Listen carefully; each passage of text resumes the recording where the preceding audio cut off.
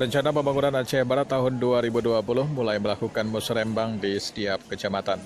Perdana dibuka musrembang di Kecamatan Pantai Cermin, Kabupaten Aceh Barat.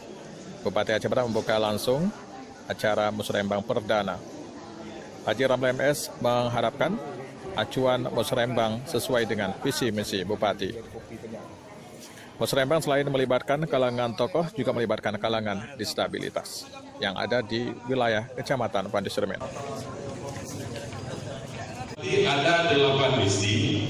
Misi ini dilaksanakan secara bertahap dari tahun ke tahun. Infrastruktur dan sarana pembangunan prasarana dan prasarana infrastruktur pendukung dalam mewujudkan Aceh Barat sebagai zona ketahanan pangan.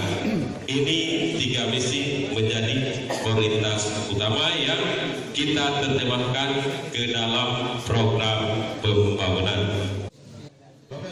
Kepala Bapeda Aceh Barat Syekh Fauzi mengarahkan langsung musrembang yang akan dilaksanakan di 12 kecamatan di Aceh Barat sesuai dengan jadwal yang telah diatur. RRI Melabuh, Dimas Fuadi, tim liputan melaporkan.